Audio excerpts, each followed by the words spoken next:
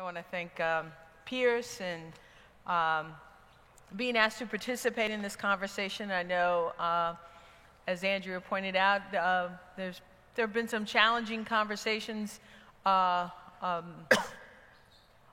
different ways in which we choose to have dialogue or discussions about things that are important to us. So I appreciate the ways in which we choose to do it, whether you're here or not, and recognize and acknowledge that we're on a journey that requires attention in lots of different ways to address what's important to us. And so, as Andrea pointed out again, the important thing is to talk about what's important, and more importantly, to do some action around those concerns. And so our focus is going to be working, what is Charlottesville doing to heal and to work toward progress?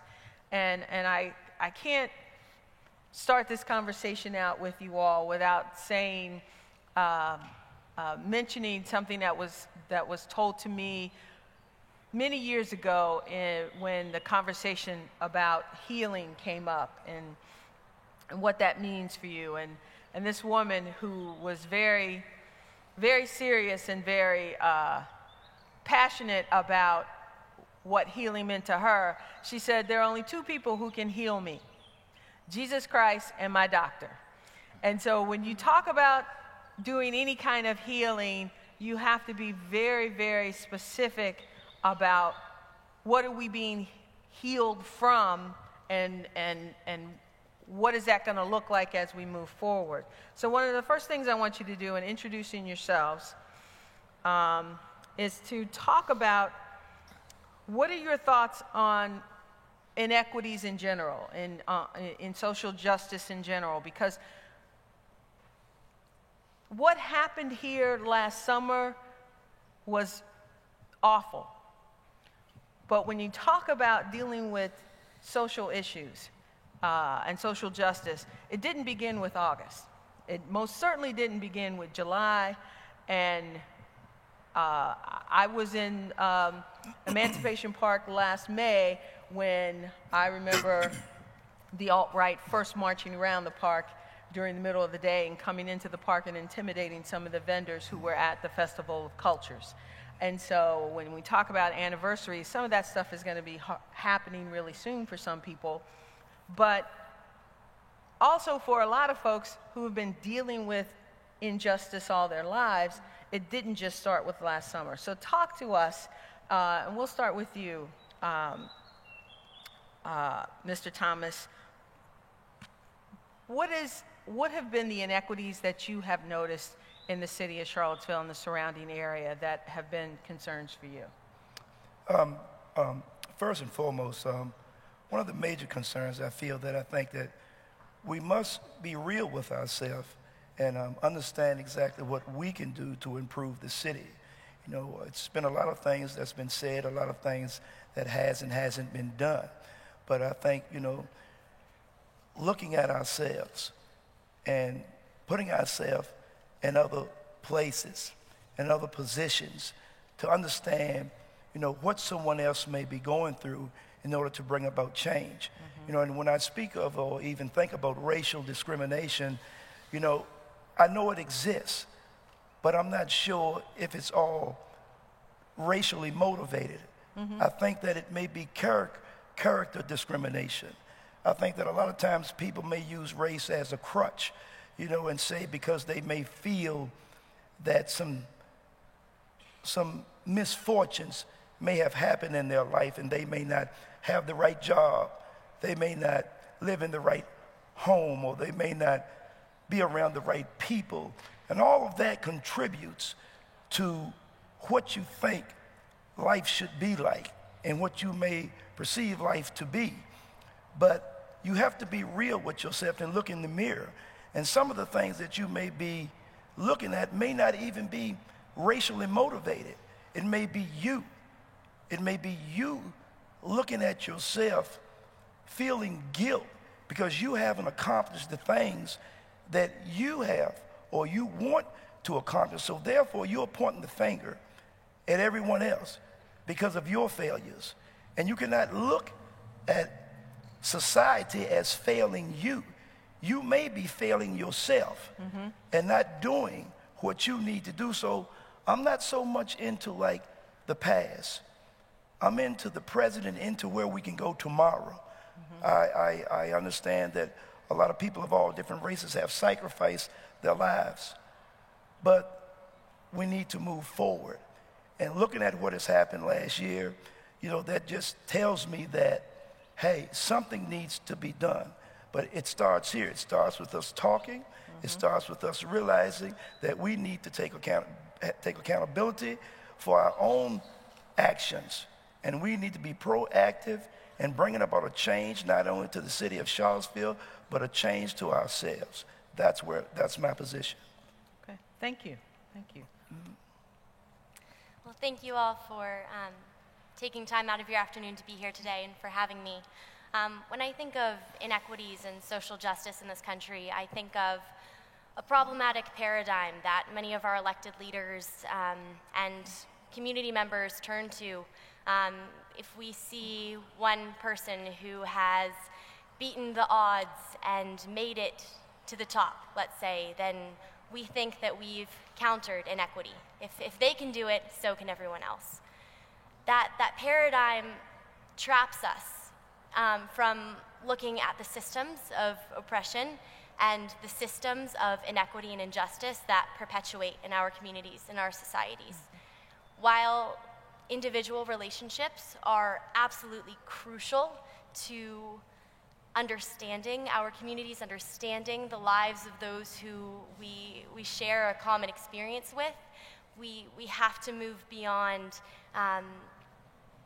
elevating one individual as an example of an equitable or post-racial or post-X or Y society. We need to have a more robust understanding of the systems of oppression, many of which the University of Virginia does perpetuate in this community and has continued to perpetuate. Yeah, I was just going to ask you to speak a little bit more about, you know, some of what you see on grounds at UVA. When I came to UVA, I saw a much less diverse student body than I had grown up with in Northern Virginia. I was beginning to understand what a town-gown relationship meant, but the University of Virginia is the biggest employer in Central Virginia and has a monopoly on a wage that is not fair to give people a quality of life that we want, we commonly share for the citizens of our nation. And the University of Virginia needs to take ownership and responsibility of the role that we have in the land that we own, the lack of taxes that we pay for a lot of the land that we own, and the relationships that we have between those who make our university run and those who attend as students and educators. All right. Rabbi? So I think one of the things that that happened after August 12th, I think for many of us, even in the time leading up to August 12th, is it developed a kind of heightened curiosity about the town that we live in, why these people had chosen to come here, and some of the other issues that we have been wrestling with as a community. And I think when you ask the question of where do we go from here, I think the first thing to do is to be a little more honest about how it is that we got here. By which I mean, you know, Charlene, I'm remembering a presentation that you gave at the synagogue. A lot of people were there for that. And part of that was the history of those monuments themselves. Yeah. That, you know, when we learned that these monuments were given to the city in the 1920s by Paul McIntyre, and that at that time he gave 5 parks to the city, 4 of which were whites only, and the 5th one, which was built on the old site of the tuberculosis sanitarium for African Americans. Yes. So I think a lot of us said, oh, really?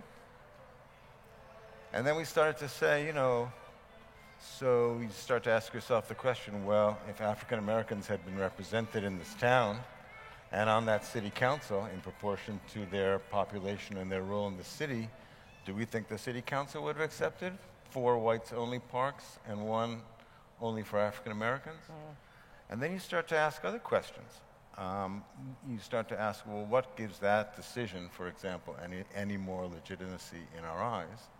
And you start to ask the question, what other decisions were made over the years in our town, in our state, on our national level, that were made from that position of a certain power, and that meant to legislate and perpetuate and continue the kind of divisions along the lines of race and class in our society.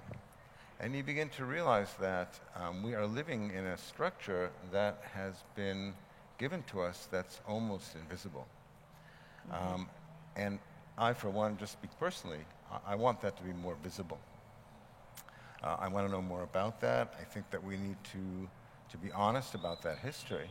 Yes. And that we need to understand that that message has to be at the forefront of any going forward. And that in some ways, if we can accept the sin, if I may use a religious term, that is involved in that, then that needs to also wait in our own mind how we prioritize the decisions that we're going to make and how we're going to understand what our obligation is going forward. Thank you. Yeah. Hi, Mr. Rice. I'm Antonio Rice, and so my views of inequity has changed since I started working at the Salvation Army. And so I'm the youngest of 10, and it was always, pull yourself up, let's go. Nothing can hold you down, and it's just it was you who were responsible for making your way. Yeah. And so, and you don't let anything get in your way, and that's kind of how I grew up. That was the thing.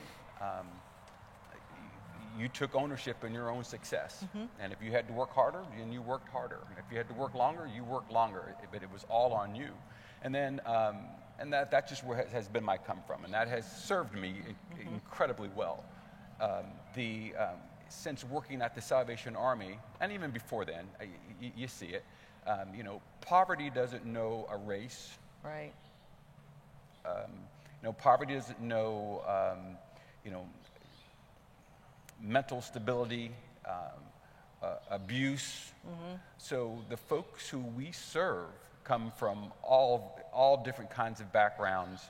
But what they probably have in common for the most part is that they're poor. Yeah.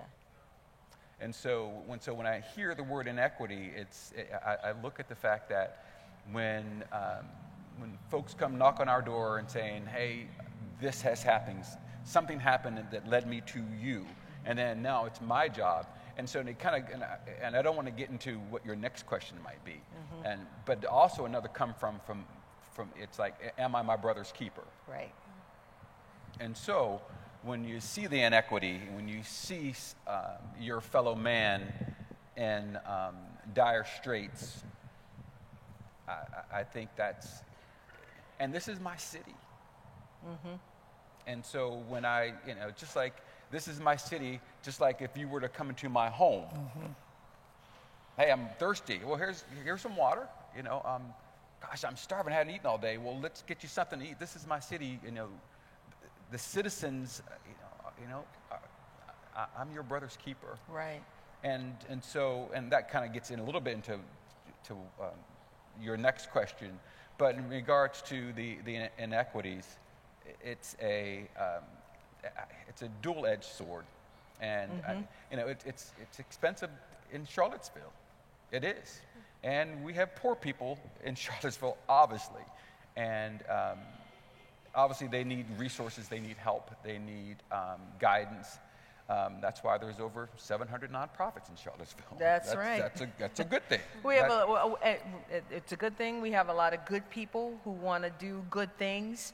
in our town, and it's challenging when they all start to compete for some of the Yes. same dollars. Absolutely. But if I might sort of take us into that next question, and I want you to answer this, give me your 30-second sound bite, because I want to give us enough time to answer the third question that I think really will provide some insight about where you think we should go next. But so what was your response to last summer in terms of it being a flashpoint for some of the negative things that happened, the awful things that happened? What's your 30-second response to how last summer struck this area?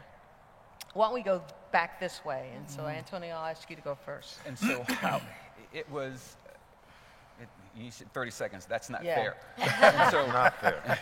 not at all. And so just initially, you never really thought that it would happen. Yeah. And it get that far out of control.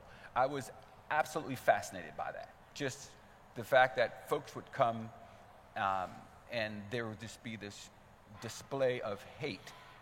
And so, and so just a quick story. So I'm thinking my city is being attacked, if you will, then this is my city. It's important to me. This is where I'm raising my children. This is my family and friends. I got friends out there. We got to go do something about it. Yeah. And then the thought comes in, it's like, wait a minute, what if someone attacks you? Yeah. What if you have to defend yourself? What if someone attacks your friends or your fellow citizens? And so I didn't go. I thought it would be dangerous. I didn't go, and I didn't want to give them an audience, if you will. Yeah. But felt a little guilty saying, guys, when something like that comes, you probably should take a stand and stare that hate in the face. And then you think, but would that matter? Would that matter? Okay. And then having to explain to your kids if you did come home or didn't. And so, and then the phone calls from all your friends, and then I'm a UVA grad, and so, hey, Yeah. what's going on with my university, man? And it's almost like, hey, Antonio, hey, Papa, what are you doing, man? You're Right. supposed to be taking care of stuff down there. Hey, man, listen, it's bigger than me.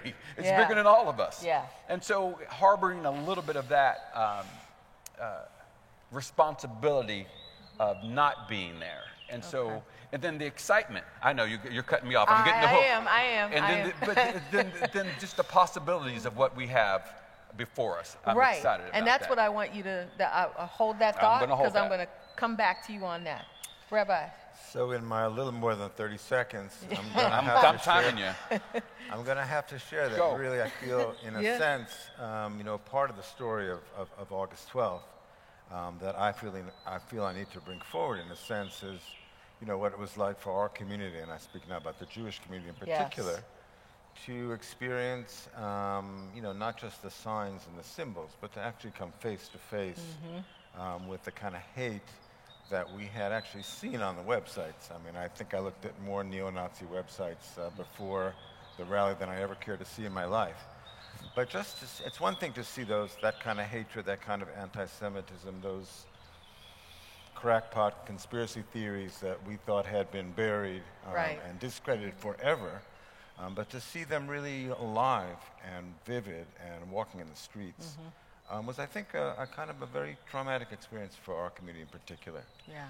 And I'll speak about it personally as the son of my dad. My dad was born in Poland. He's a survivor of the Holocaust. He's the only person who survived from his family, his 5 brothers and sisters, mother, father, sister, everybody who he knew in his town were murdered, as a result of that ideology that people are embracing now wholeheartedly. Right. And I feel that there's a certain, we are now in the position of explaining to our young children who ask, why is it you got a security guard there at the synagogue? How come those people are waving those flags at us? What are they talking about? Why do they hate us like that? And that's something that we did not want to have to do with our 5-year-olds and our 6-year-olds. And we find ourselves in a position of doing that. Yeah. Thank you. Sarah. Antonio, I relate to what you're saying a lot. I was here over the summer working on student council initiatives, and in conversations with city council members, was kind of advised to toe the line of disengagement. Don't give these crazies a platform to espouse their ideologies, stay far away. So that was the messaging that I ended up sharing with our student body, upon which I received a great deal of pushback. It must be one's own moral decision as to whether or not they came downtown and looked evil in the eye, and if that's what they needed to do, or if others wanted to channel their protestation in other avenues. I remember going to sleep the night of August 11th. I had just gotten home from a trip abroad and was jet lagged, and had just seen a tweet about activity possibly happening, and texting my VP to call the police and make sure that something was set up and that students knew what was going on. And it enraged the student body. It enraged this town. And we need to keep that rage and activism alive. The demands that were elevated at the March to Reclaim Our Grounds, many of those demands were the same ones that were presented to President Shannon in 1970 that we still have not fixed as a university and a community. Now's got to be the time. Thank you. I'm looking at it as if it was a boiling pot of mixed feelings, mixed emotions. The world is changing, society is changing, people are looking at things in a different way, and some people are feeling maybe left behind. We need to fight, we need to do something, and I just, it's coming to a point now where, hate seems to be the answer to trying to solve a problem, especially when you see something changing and you're really not willing to accept it. These individuals are not willing to accept change, and some people cannot accept change, and that's when you have mixed feelings, mixed emotions, and you never know what's going to come out of the pot. So that's the only way that I personally looked at it. Thank you. So, in listening to the responses of the first question I asked about what do you think inequities, what are the inequities that are abound in this area, and the theme of responsibility, taking ownership, telling the whole story came through in all of your responses. So as we think about moving forward, whether you buy into the healing process or whatever you think we need to do to move forward, give me one personal thing that you want to do yourself and one professional thing that you see needs to be addressed that affects an institution, and how we move forward. Because some of the ways in which people feel like they experience inequities or see how social justice is not being dealt with involves the criminal justice system, the education system, the financial system, the government system, all these different institutions that create the rules and procedures and laws that we all have to follow. What do we need to change, if you think any, in those institutions that affect your professional perspective? I want you to address that. Personal, professional. All right, we'll start with you, Rahul. Personally, I just think that we should start giving a little bit more respect to one another. Just hearing someone out. Just listening to what's on their mind. Just understanding truly what they feel. In order to understand what someone is going through, you must have some sort of relationship. You must have a personal relationship or what they may have gone through. You cannot talk about someone starving if you've never, starved. You cannot talk about that because you cannot feel the pain that they feel. So I think we need to be real with individuals and, don't sugarcoat it. Just listen to what they have to say. And on a business perspective, I would like to see, and me personally, that I'm going to be trying to volunteer my services to the high school. That means speaking to the younger generation, letting them know that there are other opportunities out there, because when you look at this hate and you look at where it's taking individuals, like you look at some people, you know, these people are joining sororities, fraternities, and they're slipping up saying one or two words and ruining their whole life. Yeah. We're losing kids that could be the next brain surgeon, that we're losing people, you know, that could contribute so much to society. But if you can implant positivity in a mind in the beginning, in a young mind, you know, instead of planting, you know, all this hate and confusion where they feel like, what if? You know, why am I going to try? Why am I going to try to do my best when I have no opportunity or when I have no one listening to me, understanding me? So you cannot put that on the child. So personally, I mean, on a business level, I would like to personally volunteer my services to the schools, to get with some kids, to let them know this is not the route you need to take. There are other opportunities out there for you to be all you can be. All right. Thank you. Sarah.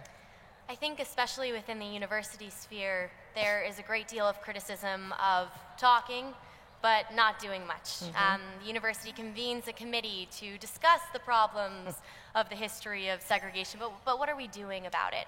So I think getting out of the realm of the theoretical, the realm of guilt, especially for white individuals, and moving into the space of responsibility, showing up in community, forming relationships, being active, sitting on your phone, looking at the Washington Post or Fox News or whatever news source you're looking at and saying, wow, the world's chaotic, we have no hope, I'm despondent. It's easier to just turn it off.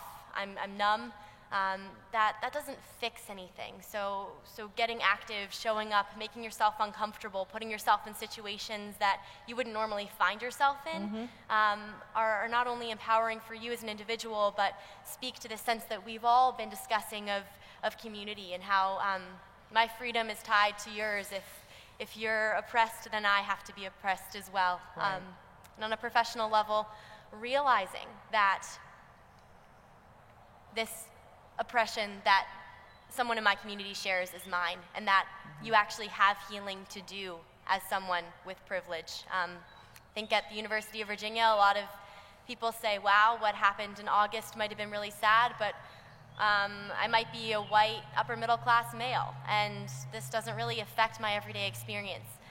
We need to find opportunities and structural ways in our education system to flip that narrative, Right. so that those individuals also feel the pain and also realize that they have things to heal within themselves. Thank you. Tom? Well, I'll build on what was just said. You know, I think the idea of really listening to other people and feeling their pain is important. You know, one of the, I would say, the good side effects of maybe August 12th, if I think back to the weeks following that, were how many conversations I engaged in with people that were about something else that suddenly got real, in the sense that people were sharing their stories, people were sharing their pain, their anger, maybe telling stories to one another that they never quite told before. And I don't think it was only my experience. I think a lot of us in this town had that. And why we were not ready to hear those stories before, or why they were not being shared or not being listened to, that's another question. But we're going to work with what we have, which was that we began to tell these stories. I think my own personal objective for myself is I want to be able to honestly understand the history of this town and of this place, and of the history that I was taught, and to understand that a lot has been hidden from me, a lot has not been told to me, and to get to the point that I will be able to see that history in a clear enough way that I will be able to feel and to experience the anger that we hear, when the screaming and the yelling. You know, there's a place for anger, and if the anger comes from a place of pain and from not being heard and not being understood, then I want to hear enough, I want to experience enough by listening, by being part of it, by learning about it, that I can feel that myself, and that I can use the term we in a really broad way. Thank you. Antonia. And so, I guess for me, number one, willing to be wrong. Yeah. You know, we go back to stereotypes, and you see something, and again, I've known about all of this. Yeah. At the Salvation Army, you see somebody who's homeless or a bum or whatever you might want to call them. And again, they're one of your citizens, and that particular person is maybe down on their luck. This particular person might be a veteran who's going through post-traumatic stress. And so you don't know, but what you first see is a homeless guy. Yeah. Or a homeless woman or whatever. So willing to be wrong and really see one of your citizens, someone who shares this community with you. You don't know. And so I'm excited, and I'm going to tell you why. I want to hear why. And I want you all to listen to this. So Yeah. because you hear on the news, you read in the papers, and you read all these articles, oh, well, we don't want another Charlottesville. Right. God forbid we have another Charlottesville. And I kind of want to flip that a little bit and really be a catalyst to that and say, oh, we want to be a Charlottesville. Do you see what happened and then how they turned this thing and made it be? Yeah. Yeah. Hey, are No, you give with it me? up. Give it up. Yeah.